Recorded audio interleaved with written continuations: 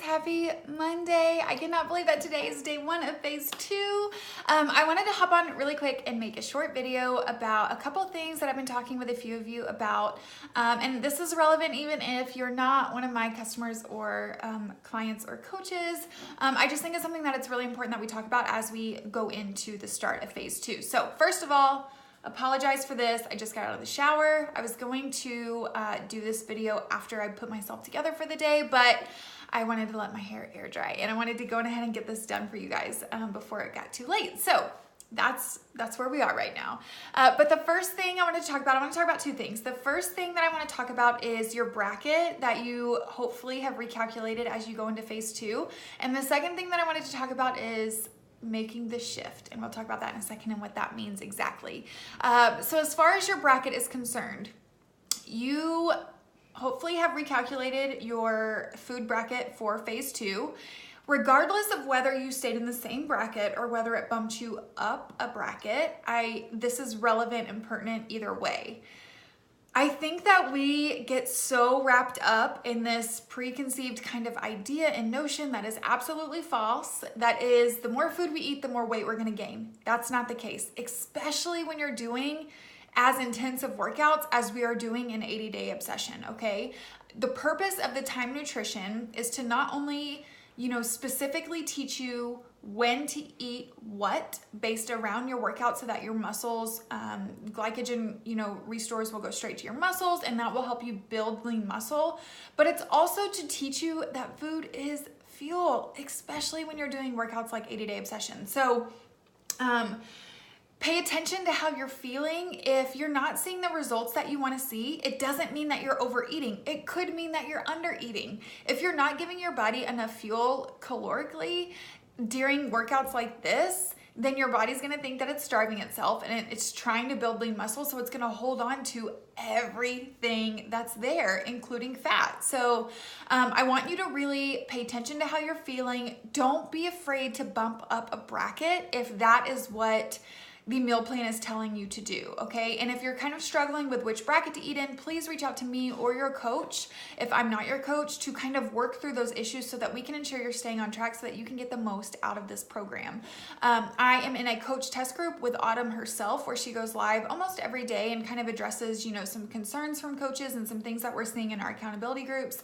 And one of the things that I will say I've noticed is that some coaches in that group went through the entire, 4 weeks of phase 1 and weren't seeing the results that they wanted to see, so they bumped up not only 1 but sometimes 2 calorie brackets and the inches just fell off. So I want you to really understand that the purpose of the Time Nutrition being utilized with workouts that are as intense as these that we're doing in 80-day obsession, and they're 60 minutes long. Not only are the moves and the weights and the stress on our body super intense, but they're 60 minutes long on top of that. So it is so important that we understand that the amount of food that we're eating, what we're eating, and when we're eating is extremely pertinent to the types of workouts that we're doing. So if you have questions about your bracket, or if you're kind of unsure, if you're kind of skeptical or afraid of bumping up a bracket, please reach out and let your coach know, or post here in the group and we can kind of address it as a group as well. The next thing I want to talk about is making the shift. So Autumn went live in that coach test group I was just telling you about. I think it was probably 2 days or so ago. And she talked about how as a personal trainer and a fitness expert and a nutrition coach, she has worked with, as you can imagine, hundreds of people throughout the course of her career.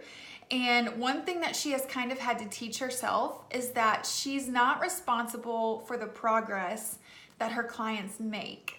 And what she means by that is absolutely it's her responsibility to, depending on that client's metabolism and how much weight they need to lose, how much muscle they need to build, and things like that, to develop a program that is effective and conducive to reaching those goals. However, it's not until that customer or client makes a mindset shift to really want to make the change that it's going to matter and that those results are going to come. So I think it's totally relevant here in our 80-day obsession accountability group as we go into phase 2. Maybe you were perfect for 4 weeks. Maybe you weren't.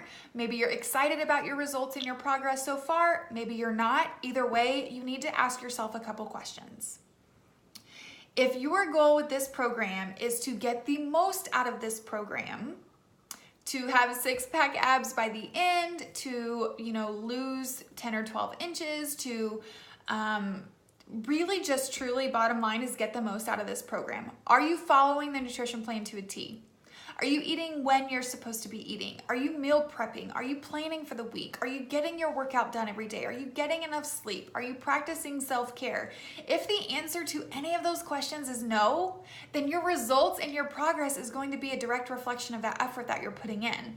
And I think that it's so important for us to understand that, especially, this is also something that I've had to teach myself as a coach, is that, I don't live in your house with you, and I can't force you to press play every day or slap your hand when you reach in that bag of chips to eat a snack instead of your carrots and hummus.